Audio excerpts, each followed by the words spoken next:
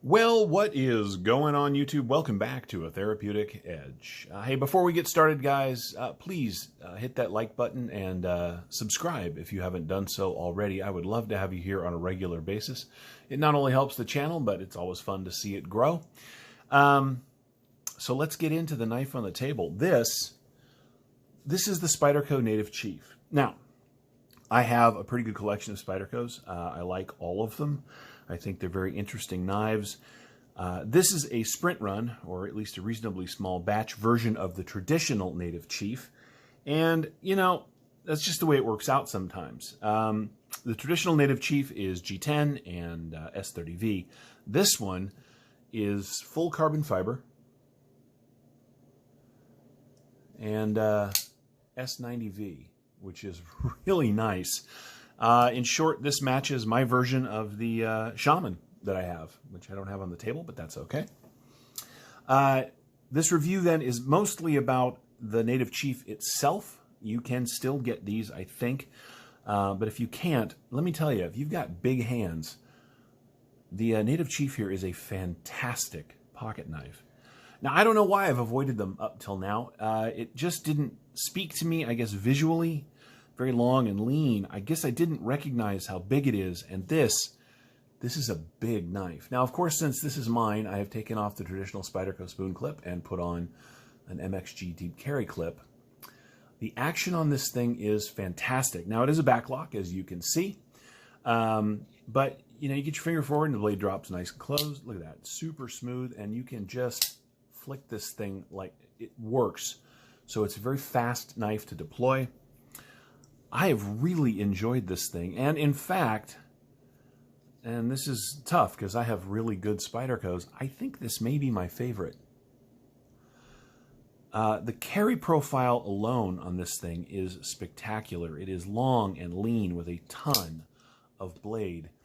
Of course, it has the traditional Spyderco choil, so you can get up close if you want to.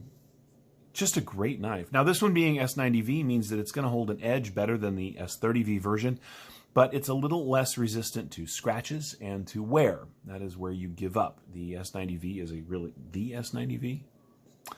Apparently, I'm going to go that way. S90V is a really good steel, but it has a little less wear resistance than some of the more moderate and softer steels, which means I may scratch the blade up as we go. So far, no issues. I really like Spydercos. I do. And I very much have enjoyed this thing. If you can find one of these, I fully recommend it. But if you can't, and you're thinking about getting a big Spyderco, this is bigger than the police. This is bigger than the Spyderco military. This is a big knife. I really recommend it. You know, even for big hands, this is a really good, solid grip. It really has fallen into the role of my favorite grab-and-go pocket knife. And, you know, I've got 150 or 200 pocket knives. That is saying something. So let's get some size comparisons out of the way, because we do that here on the channel, and folks tend to like it. We're going to start with, and I know this is a real shock, we're going to start with other Spydercos. Now, one of my favorite larger knives, not big knives, but larger knives, of course, is the PM2, which is small when compared to the Native Chief. The Native Chief is a big, big knife. Let's move that down. Of course, here's the Para 3. And as you can see, right, I mean, the order of things is pretty straightforward, right? That is just the way it goes. And yet, because it really... Now, I know this is the Native series, so it has a slightly different style than the Para 3 and the PM2. But really very similar in the pocket, even though this one is considerably longer, which is it's great. It's what it is.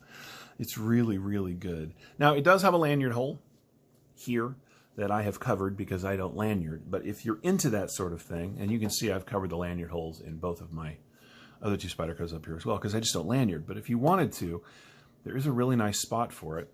And the traditional pocket clip that it comes with has a spot it runs right through. Look at the way this carbon fiber is milled right here to give you just a really nice grip. Now, the G10 is the same. But this one is, I don't know, it's just very cool. USA made right here in, well, not right here, but in Golden, Colorado. This is just a great knife. Let's do some other comparisons while we have it out on the table. Ooh, let's do some Benchmades, because everybody who loves Spyderco loves, no, I'm just kidding. But that's what we're going to do. So one of my favorite big work knives, of course, is the Presidio 2. And there it is. The Native Chief is still bigger.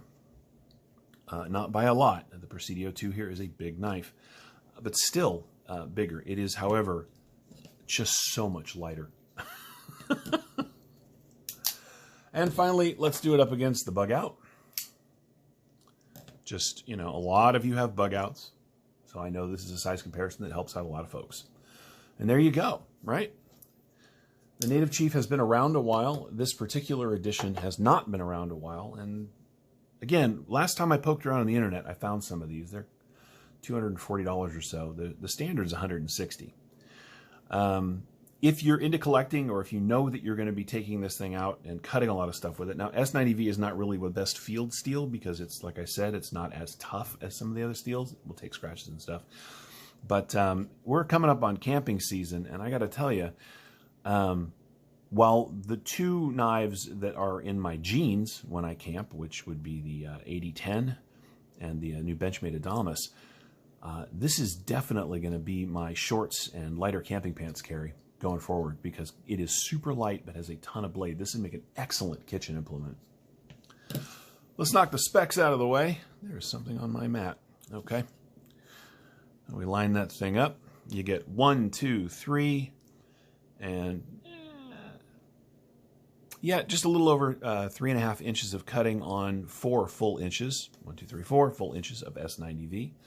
The grip area from behind the swell, 1, 2, 3, 4, almost 4.5. If you add in that choil, 1, 2, 3, 4, 5.5. This thing has got tons of adjustable grip space, and because of this blade shape, look at that. This is a marvelous gas station argument dissuader. It really is. Pokey and stabby. Now, that does mean that it comes down to a pretty fine tip. You are not going to want to pry with this, but you know what? Please don't pry with your knives anyway. That is a really good way to ruin a really good knife. Let's get the overall length out of the way. 1, 2, 3, 4, 5, 6, 7, 8, 9. Just over 9 full inches. That is a nice big knife. Now, when I first got it, it was brand new and it was very stiff. But I lubricated a little bit and adjusted the screws a touch, and now that flick is so satisfying. It really is. And because it's a back lock, you know that lock's not going to fail. Now, I don't know what you're going to be doing that you need to worry that much about your lock failing, but the Spyderco back lock is, well, good at what it does. It sure is. Is it worth $240? Well, to me, maybe not to you. But I will tell you that the traditional Spyderco, in the traditional S30V, that would be worth it. And if I'd have gotten one of those first, I would have been just as happy. This is one of those knives that kind of flew under the radar. You know, with the Shamans and the, well, all the fancy knives that Spyderco has been dropping lately. Stuff like this, which looks a lot like just a knife, kind of got left behind. And that's a bit of a shame, because this is a great pocket knife. Let's get the calipers out. Get some basic specs out of the way. Now, it is a relatively thin slice. We are coming in at the thickest spot back here at 3.18 millimeters. And of course, with that traditional super high Spyderco flat grind, it comes down to a really nice edge. The handle itself, 11.4, excuse me, quit turning that thing, 11.43 millimeters, or, yeah, 0.4 of an inch, 0.45, so under half an inch. It is a really lean and yet comfortable knife in hand. Close profile is, as I mentioned, one of the joys. I mean, it's a big knife, and we're at just an 1.5 inches across. Now, you're going to need long pockets.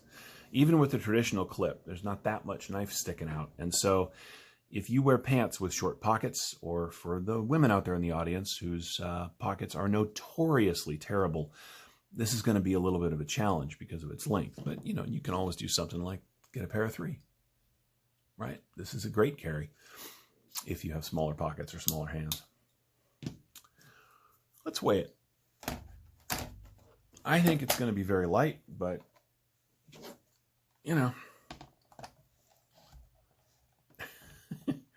we had a birthday party here, and there are still things hanging on the ceiling. That is hilarious. All right, let's see.